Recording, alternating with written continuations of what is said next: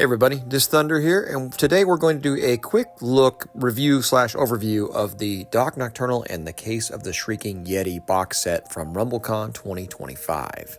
I say quick and overview because while I live in Utah and it's December now, I have yet to have any snow I could take pictures in, and that's kind of what I was waiting on to do a review.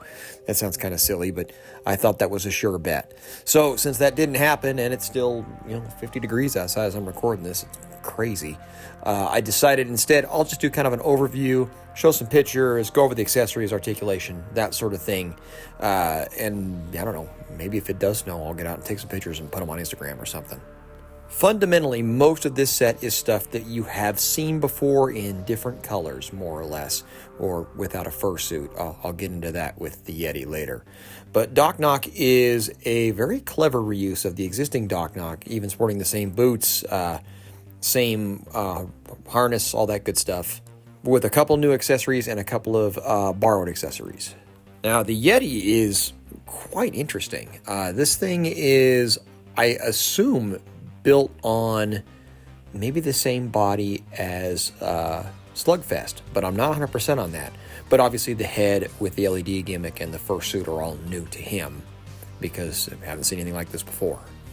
If we get into the accessories, we'll just do kind of a staged unboxing here. Here you see Doc Nock with his winter gear in place. You see there is the giant bear-style trap, the snowshoes, grappling line, extra hands, and underneath we've got a cape.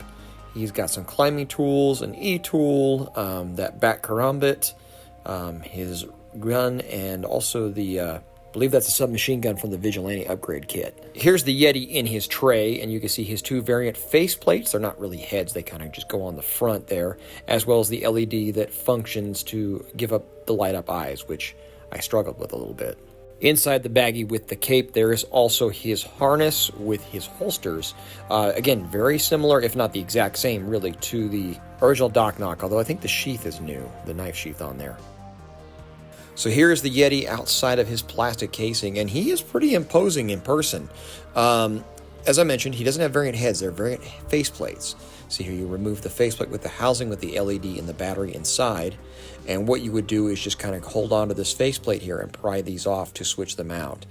It is a functional, if somewhat inelegant way to do this, although to keep that gimmick, I don't know how else you would have done this. And on the upside, it doesn't affect articulation at all. In fact, his most expressive joints are his ball-jointed head and neck joints. They allow for a pretty great range of motion with that fursuit. He has a hinge and swivel shoulder that has about short of a T-pose there. Hinge and swivel elbow that is, again, it's just under 90 degrees. Again, it's a little limited, but I don't know what I would expect from a Yeti figure, to be honest. Ball-jointed wrists with actually probably the best range of those joints I've seen. And I believe there is... I think there is a torso joint in there, but it does not feel like it gives much. There is a waist joint, though, and that does give you some motion. So, yeah, there may be a teeny bit of crunch in there. Ball-jointed hips with a decent range out and, an acceptable range forward, I suppose. And then a hinge and swivel knee joint that allows for about 90 degrees of bend. Ankle joints are also pretty good, though.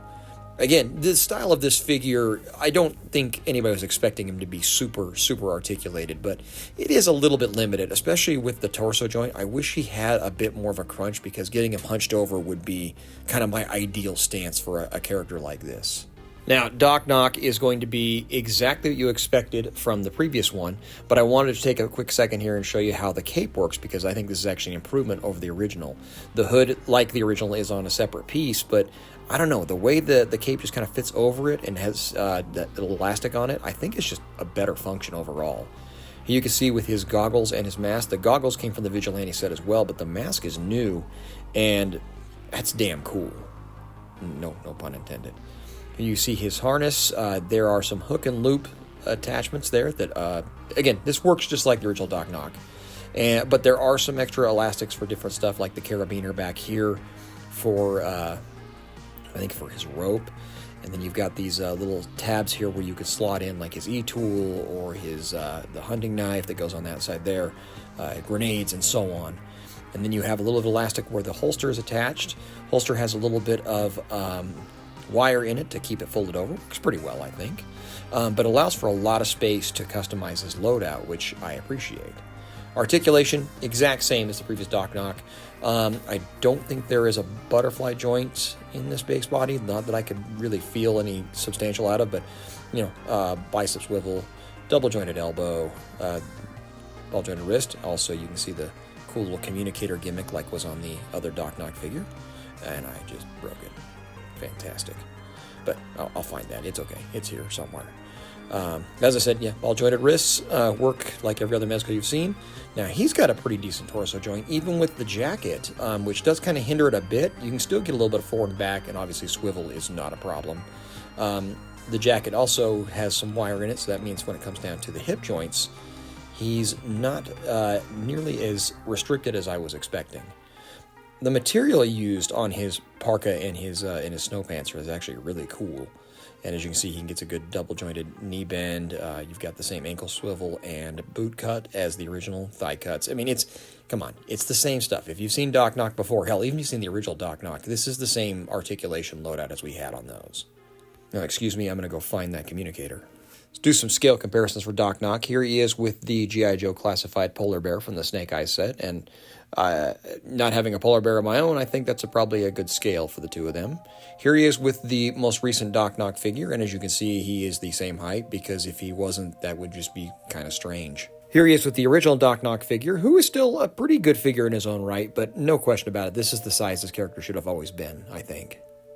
Here he is, a Supreme Knight Batman, who still holds up as stronger in size and stature than even this bigger, bulkier Doc Knock, which was fine on the other figure, so it's fine here.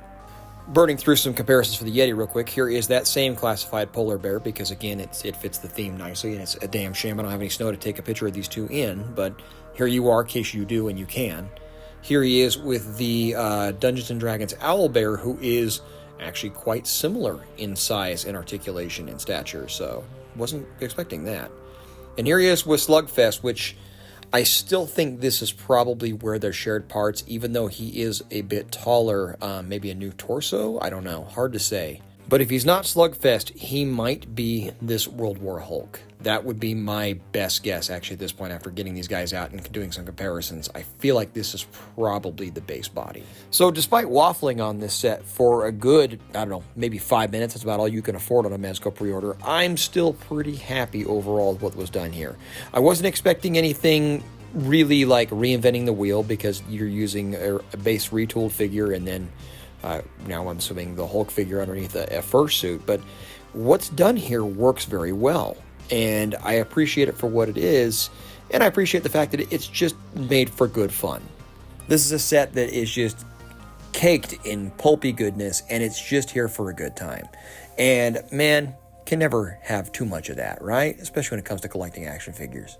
So, thank you, Mezco Toys, for giving me something kind of fun here. I just wish the weather had cooperated. In the meantime, though, thanks for watching. Hopefully this helped you out with your purchase, because I assume you already did it. And I will see you again soon in the next one.